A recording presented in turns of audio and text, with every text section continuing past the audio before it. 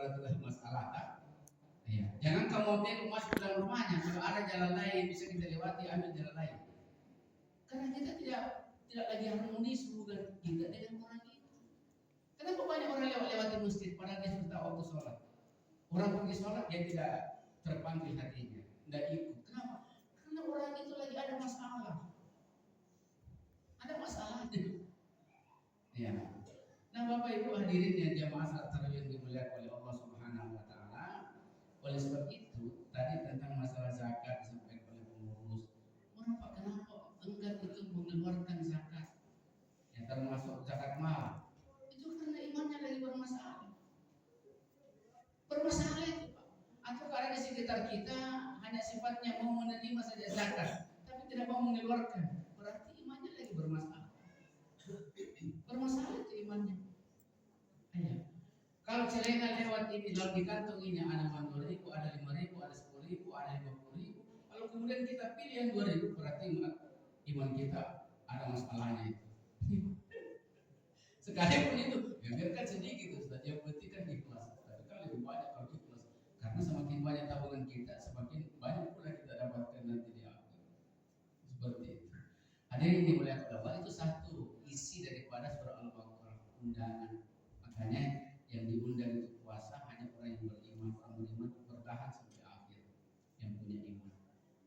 Yang kedua, isi dari surah Al-Baqarah itu adalah hukum, isinya hukum. Tidak semua orang bisa dihukumi bahwa puasa itu wajib. Puasa itu tidak wajib di bulan Ramadan untuk semua orang. Dia hanya wajib bagi orang beriman. Kamu itu ayatnya bayang. Ya ayyuhalladzina amanu kutiba alaikum. Kalau beriman wajib. Jadi hukum puasa itu wajib bagi orang yang beriman. Yang ketiga, isi surat dari surah Al-Baqarah 183 itu sejarah. Ya.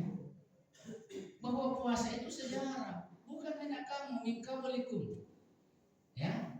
Orang-orang dahulu sebelum kamu itu sudah berpuasa. Mereka beriman wajib puasa. Karena puasa itu perintah. Dipanggil perintah. Bukan kalau kita sering dipanggil oleh misalnya pejabat apa, lurah atau apa, lu itu kemungkinan kalau kita dipanggil perintah atau larangan. Nah, puasa itu sejarahnya adalah ya sudah diwajibkan oleh orang-orang sebelum kita. Manusia pertama siapa namanya? Adam sudah diperintahkan berpuasa. Jadi bukan cuma kita, cuma metode dan cara berbeda-beda.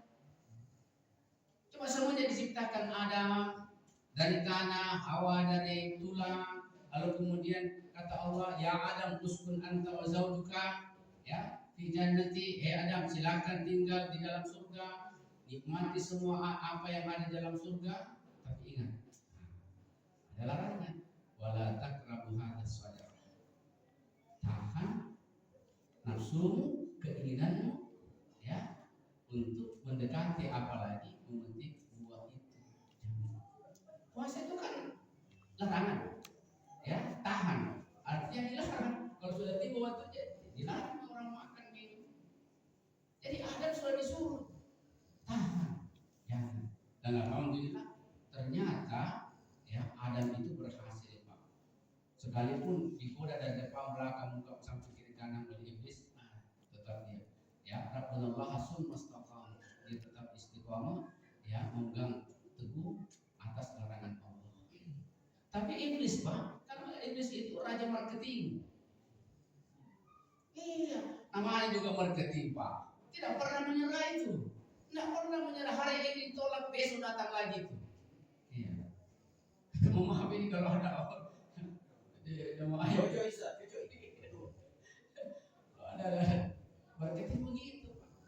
Ya, kalau gagal tawarkan produk kepada suaminya, bilang itu kepada temannya, tunggu, katanya nanti suaminya kalau sudah pergi baru kita masuk ke rumahnya. Istri biasa ditawari, di presentasi dan lain sebagainya, biasanya berhasil. Ternyata iblis juga begitu. Ya, jadi tutornya itu marketing itu. Iblis itu belajar itu. Jangan menyerah. Gagal di Adam, datang ke Hawa. Ya. Alkisah Hawa mendekati buah kulti itu dan mencobanya. Kok ada namanya buah kekal itu? Dicoba. Ada coba betul. Yang ditegur bukan Hawa Pak, Adam. Iya. Karena coba lihat deh, logikanya begini. Yang melanggar siapa? Istri. Bukan suami. Tapi apa statusnya suami? Udah menjawab. Maka Allah bertanya, ya tidak pernah sudah dikatakan larangan. Yang seharusnya kan yang dihukum diusir dari keluar dari surga itu Hawa. Adam tetap tinggal di dalam. Maka turunlah ayat itu, kata Allah, ar-rijalu qawwamuna 'alan nisa. Setiap suami itu akan bertanggung jawab terhadap istrinya. Jadi hadirin yang dimuliakan oleh Allah, ibu-ibu di belakang, Bu, jangan banyak berbuat pelanggaran. Karena kasihan itu suami. Suami rajin sholat, rajin puasa, rajin sedekah, zikir dan sebagainya, tapi ibu melanggar, suami terhalang masuk surga. Sia-sia kita punya sholat, sia-sia kita punya puasa. Iya. Kenapa? Dia harus bertanggung jawabkan. Terlalu banyak ayatnya dalam Al-Quran. Di antaranya, ya ayyuhalladzina amanu qu anfusakum. Ya kan begitu. Wa ahlikum. Jangan menyelamatkan dirimu sendiri. Keluarga kamu, kau harus selamatkan. Kalau dia tidak selamat, kau yang bertanggung jawab. Begitu. Jadi tolong ini Bu, tolonglah ini, bantu kita ini sebagai seorang suami ini, jangan banyak melakukan pelanggaran. Ada di dekat rumah saya Pak, sebelum datang Ramadan, dia mau safar, seorang ibu, seorang istri, dia safar, mau safar ke Sulawesi Barat, bawa pengantin. Kamu pasti bermalam. Lalu diajaklah, istrinya teman, diajak.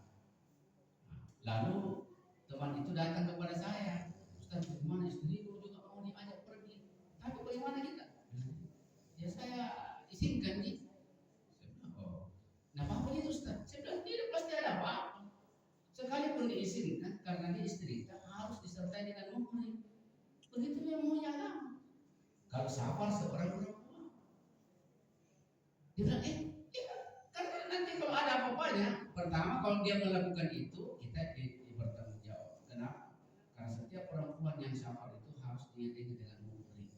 Dan muhrim itu tidak boleh perempuan, harus laki-laki. Jadi berhentilah ya. Kalau tidak berhenti, kurang-kurangi lah ibu-ibu ya. Yang melakukan pelanggaran apa seperti berhutang di Mekah. Sementara suami tidak tahu, sebentar datang penagih, suami marah-marah, ibu melanggar itu. Suami nanti kasihan itu suami itu. Hadirin yang dirahmati dan dimuliakan oleh Allah, apa bonusnya kalau kita menjadi orang yang beriman dari semua kegiatan kita termasuk puasa? Bukankah tujuan puasa itu adalah la'allakum tattaqun? Ya, ada. Makanya dia pakai kalimat la'allah. Artinya bukan kata pasti bahwa setiap orang berpuasa pasti takwa. Ya. Itu harapan Allah agar kalian takwa. Kenapa Allah berharap sekali? Begitu Ramadan datang, kita puasa, kita salat tarawih, Allah berharap sekali. La'allakum tattaqun. Mudah-mudahan kamu jadi manusia takwa. Mudah-mudahan. Kenapa? Kenapa kira-kira? Karena Allah sudah menciptakan surga itu yang luasnya seluas langit dan bumi, diisi dengan berbagai macam fasilitasnya dan bertingkatan-tingkatannya, itu supaya dihuni, supaya diisi, supaya dimasuki nanti, ditempati. Tapi apa kata Allah? Uiddat lil muttaqin. Itu hanya diperuntukkan bagi orang yang takwa.